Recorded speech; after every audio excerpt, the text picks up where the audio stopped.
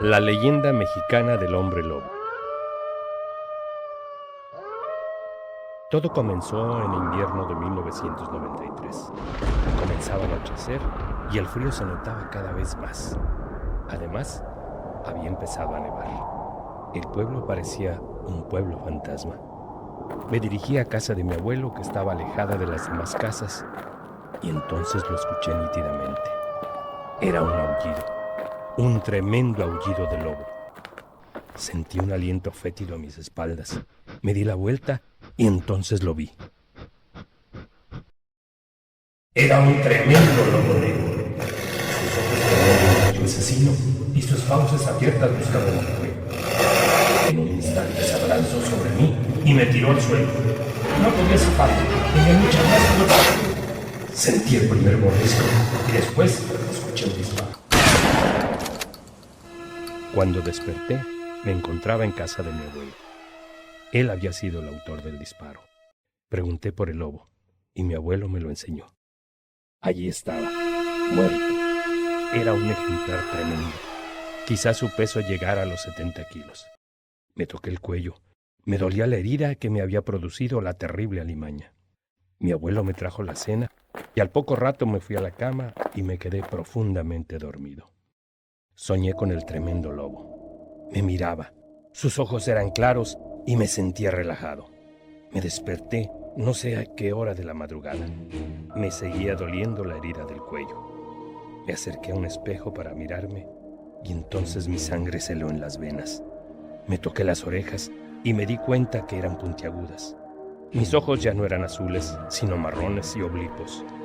Mi nariz era un largo y tremendo hocico. Y mis manos, Dios mío, mis manos no eran manos. Se habían convertido en unas horribles garras de lobo. Y mi cuerpo estaba lleno de un pelo duro y negro. Me había convertido en pocas horas en un hombre lobo. Era una locura, una tremenda locura, pero así era. Y ahora sentía unas ganas tremendas de comer carne fresca. Escuché un ruido en la otra habitación. Era mi abuelo que estaba roncando. Me acerqué a su cama, lo agarré por la cabeza y le mordí en el cuello. La sangre empezó a salir a borbotones y yo comía su carne con tremendo apetito. Después de esto me acerqué a la ventana y miré la luna. Estaba llena y me miraba. Un aullido lastimero salió de mi garganta. Era la primera muerte de las muchas que tendría que llevar a cabo al haberme convertido en un monstruo sediento de sangre y carne humana. Me desperté con un dolor de cabeza increíble y un sabor agridulce en la boca. Me toqué con los dedos la comisura de mis labios y noté que tenía algo que parecía resquemor. Entonces me di cuenta que era sangre. Miré a mi alrededor y vi que estaba totalmente desnudo al lado de mi pijama, que estaba tirada en el suelo y totalmente destrozada. Qué extraños sucesos habían ocurrido la noche anterior. Fui a la habitación de mi abuelo. Lo que vieron mis ojos parecía una pesadilla. Allí estaba el viejo, o lo que quedaba de él. Toda la habitación estaba ensangrentada.